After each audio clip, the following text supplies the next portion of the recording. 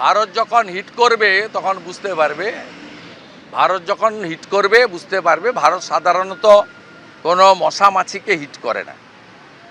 এবং আমি গতকালও বলেছি, আমি স্বামী বিবেকানন্দের বাড়ির সামনে দাঁড়িয়ে বলেছি, বাবুঘাটে দাঁড়িয়ে গঙ্গাসাগর যাত্রীদের রওনা করার সময় বলেছি, আজও বলছি, ওই 60-70 সালে পুরনো ভাঙা ট্যাঙ্ক দিয়ে এখন যুদ্ধ হয় না, বন্দুকে যুদ্ধ হয় না, ম্যান পাওয়ার লাগে না।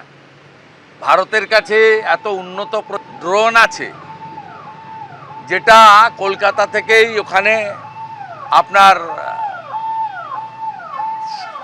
ভালো উত্তর দেওয়া যায়।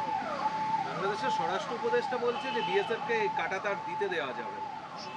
বাংলাদেশের স্বরাষ্ট্র উপদেষ্টা বলছে কাঁটাতার দেওয়ার কাজ চলছে, তো জোর কদমে চলছে। কাঁটাতার দেওয়ার কাজ চলছে, জোর কদমে চলছে। ভারতবর্ষ কাজ করছে, আন্তর্জাতিক নিয়ম মেনেই কাজ করছে। আপনি গতকাল জ্যামার নেই রাজ্যের জেলগুলোতে বলছিলেন, রাজ্য সরকার স্থির করেছে যে অত্যাধুনিক জ্যামার বসানো হবে যাতে 5G 4G ফোন আটকানো যায়। এই মুহূর্তে যা জ্যামার রয়েছে তা দিয়ে 2G ফোন আটকানো যায়। রাজ্যের প্রশাসনিক প্রধান পার্থ চ্যাটার্জির সঙ্গে মোবাইলে কথা বলেন। আমি আগের কথাগুলো বলবো না, সম্প্রতির কথা বলবো। এবং তিনি যেদিন চান বেলের মোরব্বা খান, যেদিন চান খাসির মাংস খান। গত অষ্টমীতে লুচি ছোলার ডাল খেয়েছেন।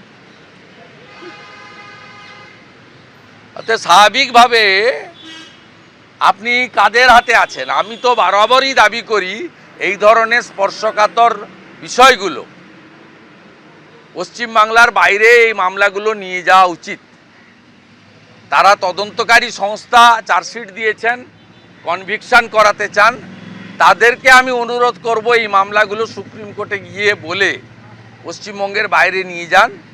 আপনি রোজভ্যালির মামলা ভুবনেশ্বরে ছিল বলে ভুবনেশ্বর জেলের অভিজ্ঞতাটা কি সম্মানীয় সুদীপ বন্দ্যোপাধ্যায়ের কাছ থেকে শুনে আসবেন। তিনি হসপিটাল এবং ভুবনেশ্বর জেল মিলে 4 মাস ছিলেন। তা সুদীপদা জানে দুঃখ যন্ত্রণা আর জেল কাকে বলে। জেল কাকে বলে এটা শাহজাহান, পার্থ চ্যাটার্জি, জ্যোতিপ্রিয় মল্লিক এরা জানে না। জেল কাকে বলে কিছুটা অনুব্রত মণ্ডল জানে। তিনি তিহার জেলে ছিলেন, সেই জন্য তিনি রাজনীতি করছেন, করুন, কোনো সমস্যা নেই।